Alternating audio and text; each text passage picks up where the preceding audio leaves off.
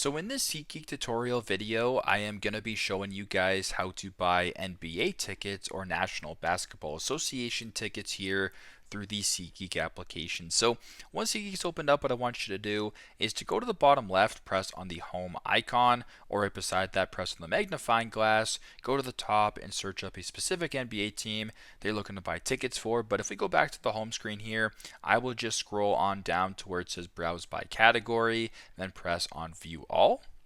Once you hit the top where it says sports, press on view all.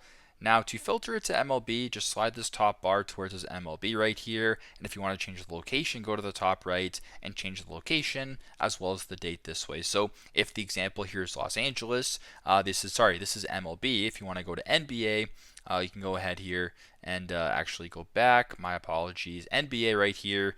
And it still works the exact same way. So you have a bunch of NBA stuff right here.